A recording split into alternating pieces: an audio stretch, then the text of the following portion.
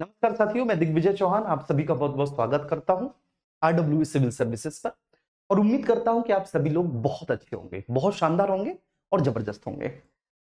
आज हम जिस टॉपिक के बारे में डिस्कस करने जा रहे हैं वह टॉपिक है हमारा केंद्र राज्य संबंध, सेंटर स्टेट रिलेशंस। ये क्या होता है?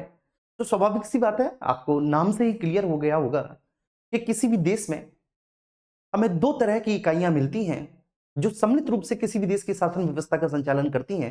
एक केंद्र होता है और दूसरा उसकी घटक इकाइयां होती हैं जिनको हम आमतौर पर प्रांत या राज्य की संज्ञा दे देते हैं। तो विश्व के तमाम देशों में इन दोनों प्रकार की इकाइयों के मध्य मतलब केंद्र और राज्यों के बीच में संबंधों के आधार पर तीन प्रकार की शासन व्यवस्थाओं को स्वीकार किया गया है। इसमें से सबसे पहली है परिसंघात्मक शासन व्यवस्था, दूसरी होती है इसमें संघात्मक शासन व्यवस्था और तीसरी होती है एकात्मक शासन व्यवस्था।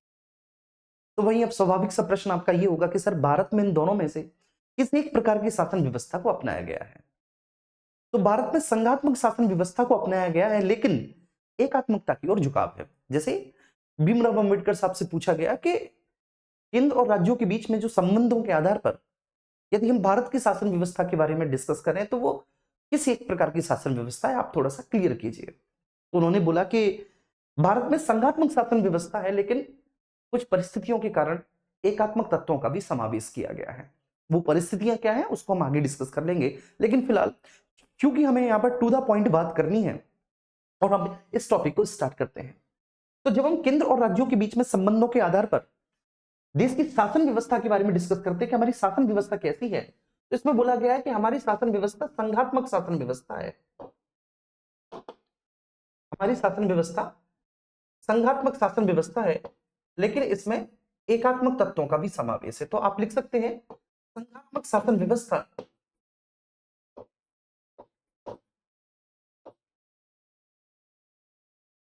संघात्मक शासन व्यवस्था परंतु एकात्मकता की ओर झुका।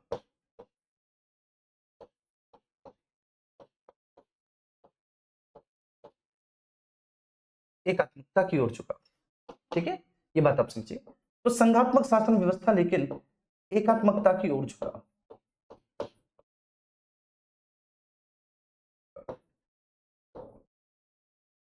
Federal constitution with unitary wise, तो ये हमारी शासन व्यवस्था की विशेषता है on the basis of the central state relation, केंद्र राज्य संबंधों के आधार। अब केंद्र राज्य संबंधों के बारे में जो जिक्र किया गया है वह संविधान में दो जगह है। एक जगह आपको भारतीय संविधान के भाग 11 में स्पेशली केंद्र राज्य संबंधों के बारे में डिस्कशन होगा। भारतीय संविधान के भाग 11 में मैं यहां पर लिखता हूं, भारतीय संविधान के भाग 11 में आर्टिकल 245 से 263 में केंद्र राज्य संबंधों के बारे में डिस्कस है। जरा यहां पर देख लेंगे, भाग 11 में केंद्र राज्य संबंधों के बीच में केंद्र राज्य के मध्य जो संबंध है उनके बारे में डिस्कशन किया गया है। और ये जो डिस्कशन हमें दिखता है ना, ये हमें दो अध्यायों में, मतलब हम कह सकते हैं कि दो चैप्टर्स में ये डिस्कशन किया गया है मेरे प्यारे साथियों। और वो दो चैप्टर्स कौन कौन से हैं, तो उनको हम डिवाइड करते हैं फर्दर अध्याय 1 और अध्याय 2 में। अध्याय 1 में और अध्याय 2 में, ठीक है, हम इनको दो भागों में डिवाइड करते हैं। अध्याय 1 में बेसिकली केंद्र और राज्यों के बीच में जो लेजिस्लेचर रिलेशंस है, जो विधायी संबंध है, विधायी संबंधों के बारे में चर्चा की गई है। विधायी संबंध का मतलब ये होता है, मैं आपको समझा देता हूं, कि कानूनों के निर्माण से जो संबंधित संबंध होते हैं, तो कानूनों के निर्माण से लेकर जो संबंध है उसको हम लोग विधायी संबंध कहेंगे। बड़ा स्वाभाविक है ये, ठीक है, आप इसको जान लीजिए बहुत अच्छे से कि जब कभी भी विधायी संबंधों के बारे में बात कही जाएगी तो विधायी संबंध का सीधा सा मतलब होगा कि सर कानूनों के निर्माण से लेकर कानूनों के निर्माण के संबंध में जिस प्रकार के डिस्कस की गई है। सबसे पहले हम लोग यहां पर लिखते हैं विधायी संबंध। विधायी संबंध का मतलब है कानूनों के निर्माण से संबंधित संबंध, और ये आर्टिकल 245 से हमें आर्टिकल 255 में देखने को मिलेंगे, ठीक है। चलिए अब दूसरे प्रकार के जो दूसरा जो अध्याय है, दूसरे अध्याय में जिन प्रकार के संबंधों के बारे में चर्चा की गई है वह प्रशासनिक संबंध है। वह प्रशासनिक संबंध है। अब ये जो प्रशासनिक संबंध है, इन प्रशासनिक संबंधों के बारे में डिस्कशन आर्टिकल 256 से 263 में मिलता है। तो ये एक स्वाभाविक बात है, इसको आप बहुत अच्छे से देख लीजिएगा। और यहाँ पर मैंने बड़े आराम से आपको बड़े अच्छे से हर एक पॉइंट को समझाया कि भारतीय संविधान के भाग 11 में केंद्र राज्य संबंधों के बारे में चर्चा 2 अध्यायों के माध्यम से की गई है। पहले अध्याय में हम विधायी संबंधों के बारे में डिस्कस करेंगे, मतलब कानूनों के निर्माण से लेकर विषय वस्तु में केंद्र और राज्यों के बीच में क्या क्या संबंध है, और फिर प्रशासनिक संबंध, मतलब आप कह सकते हैं कि प्रशासन के संदर्भ में केंद्र और राज्यों के बीच में कैसा संबंध है, इसके बारे में अलग अलग डिस्कशन किया गया है। अब यहाँ पर हम ऑब्वियस सी बात है आगे बढ़ेंगे, और आगे बढ़ने के क्रम में हम सबसे पहले ये जानने की कोशिश करेंगे कि अध्याय 1 में जो विधायी संबंध है आर्टिकल 245 से आर्टिकल 255 तक, उसमें कौन कौन से आर्टिकल्स हैं और वे आर्टिकल्स क्या क्या डिस्कशन करते हैं। क्योंकि ये हमारा एक शॉर्ट टॉपिक है तो इसमें बहुत डिटेल में तो हम नहीं जाएंगे, और कोशिश करेंगे कि बहुत कम समय में हम इसको बहुत आराम से देख लें। अब यहां पर आप देखिएगा कि आर्टिकल 245 है। आर्टिकल 245 में बोला गया है कि संसद और राज्य विधानमंडलों के द्वारा बनाए गए कानूनों का विस्तार, जैसे यदि संसद के द्वारा कोई भी कानून बनाया जाता है तो उसका जो विस्तार होगा, उसका जो प्रवर्तन होगा, वह संपूर्ण भारत के राज्य क्षेत्र पर होगा। और यदि किसी राज्य के विधानमंडल के द्वारा कानून बनाया जा रहा है तो वह केवल व केवल उसी राज्य की सीमा में उसका प्रवर्तन होगा, उसी राज्य के अंतर्गत उसको लागू किया जाएगा, उस राज्य के अतिरिक्त किसी और दूसरे क्षेत्र में उसको लागू नहीं किया जा सकता। आर्टिकल 240 बोल रहा है कि संसद और राज्य विधानमंडल के द्वारा बनाए गए कानूनों की विषय वस्तु, मतलब संसद और राज्य के जो विधानमंडल है वो किन किन विषयों पर कानून बनाएंगे, इसके बारे में आप सभी लोग बहुत अच्छे से जानते हैं कि भारतीय संविधान की अनुसूची संख्या 7 में संघ सूची, राज्य सूची और संवर्ती सूची मिलती हैं, और इन तीनों सूचियों में जो विषयों के बारे में डिस्कस किया गया है उसमें बड़ा स्पष्ट है कि संघ सूची के विषयों पर संसद कानून बनाएगी, राज्य सूची के विषयों पर राज्यों के विधानमंडल कानून बनाएंगे, संवर्ती सूची के विषयों पर हालांकि दोनों कानून बना सकते हैं, लेकिन दोनों के द्वारा बनाए गए कानूनों में अगर किसी भी तरह का कोई डेडलॉक है, कोई गतिरोध है, तो इस स्थिति में संसद के द्वारा बनाया गया कानून पूरी तरह से मान्य हो जाएगा। आर्टिकल 246A है, इसमें जीएसटी को जोड़ा गया है, जीएसटी के संबंध में प्रावधान है, इसको हमने 101 में संविधान संशोधन के माध्यम से जोड़ा है, इसे आप नोट डाउन कर लीजिएगा। आर्टिकल 247 में कुछ अतिरिक्त न्यायालयों की स्थापना के लिए उपबंध करने की संसद की शक्ति, की संसद कुछ अतिरिक्त न्यायालयों की स्थापना कर सकती है, अधिकार आर्टिकल 247 में संसद को दिया गया है। वहीं आर्टिकल 248 के बारे में बात करें, अवशिष्ट शक्तियां, अब अवशिष्ट शक्तियों पर कानून बनाने का अधिकार भारत में संसद को है, ठीक है। और कुछ ऐसी व्यवस्थाएं, जैसे कि मैंने बोला, कुछ ऐसे तत्व हैं जो हमारी शासन व्यवस्था को एकात्मक बनाते हैं, तो उनमें ये भी तत्व प्रमुख है कि अवशिष्ट विषयों पर संसद को कानून बनाने की शक्ति दी गई है।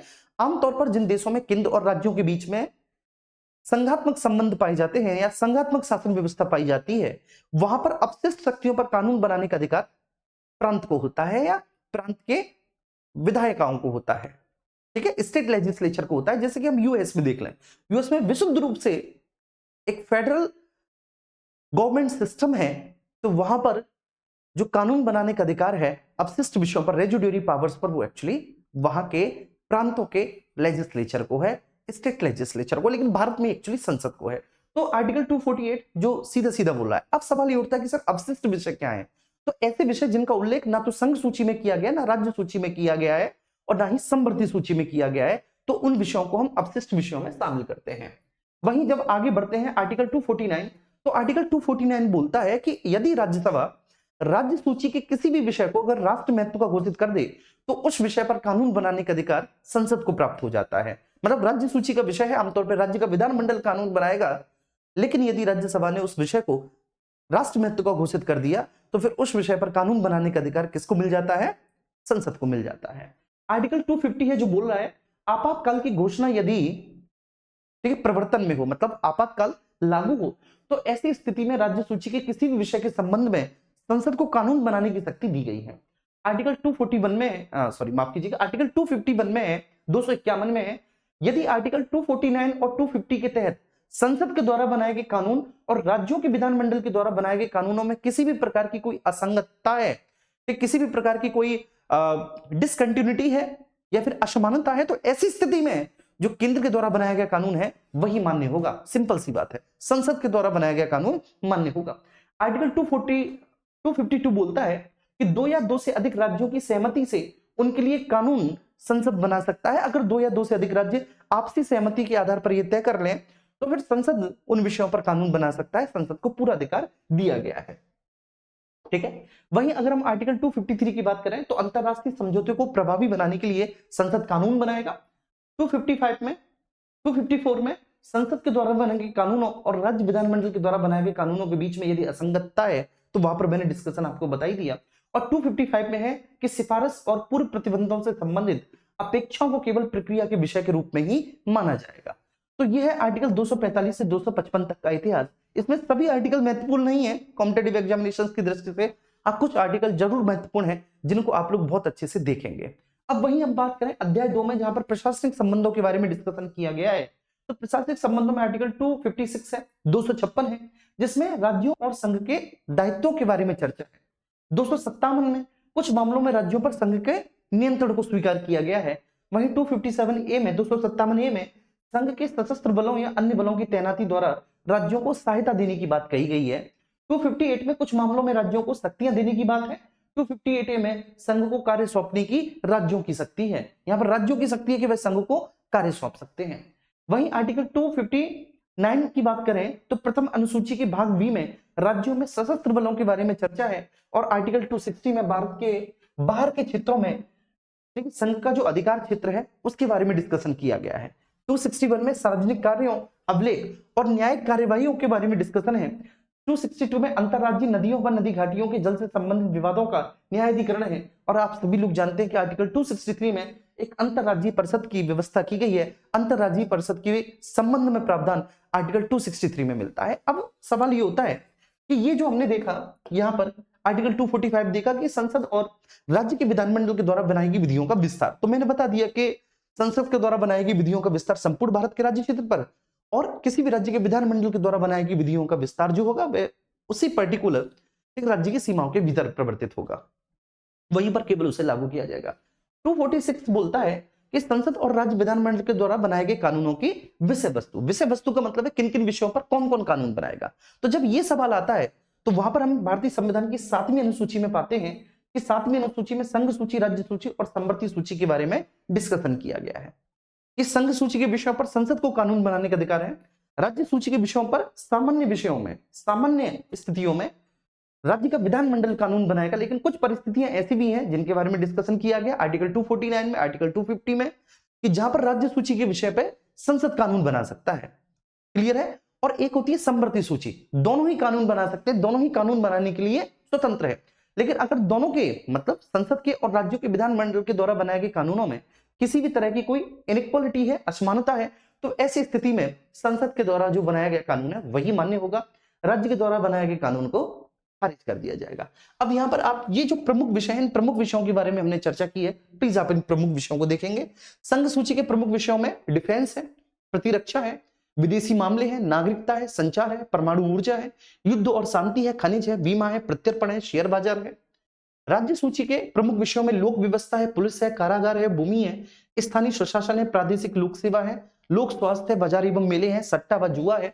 वहीं समवर्ती सूची में यदि हम बात करें तो दंड विधि है, प्रक्रिया विधि है, शिक्षा है, वन है, विवाह विच्छेद है, कारखाने, मजदूर संघ है, जनसंख्या नियंत्रण व परिवार नियोजन है, न्याय और प्रशासन है।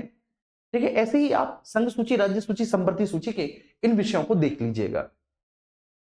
ठीक है, अब आपने देख लिया और आप देख चुके होंगे बहुत अच्छे से, और मैं अभी आपको थोड़ा सा समय दूंगा और आप लोग स्क्रीनशॉट भी ले सकते हैं। ठीक है, और ये जो टॉपिक, ये जो श्रृंखला चल रही है, इसके आप लोग स्क्रीनशॉट जरूर लेना।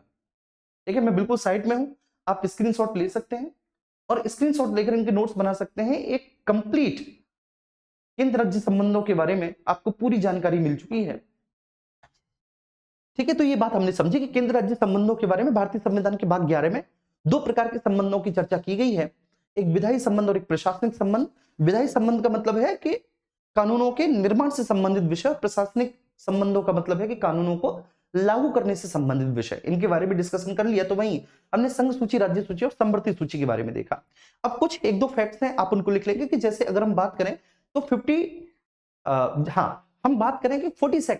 42वें संविधान संशोधन के माध्यम से राज्य सूची के 5 विषयों को समवर्ती सूची में डाल दिया गया, जिसमें शिक्षा, मापतौल, वन्य और वन्य जीव, जनसंख्या नियंत्रण एवं परिवार नियोजन ऐसे विषय शामिल थे, है ना। अगर वर्तमान में इन सूची के विषयों के बारे में डिस्कशन करें तो संघ सूची में 100 विषय है, राज्य सूची में पहले 66 से 5 निकालकर हमने समवर्ती सूची में डाल दिए, तो 66 में से 5 गए 61 बचे, और समवर्ती सूची में पहले 47 से 5 जुड़ गए तो 52 विषय हो गए।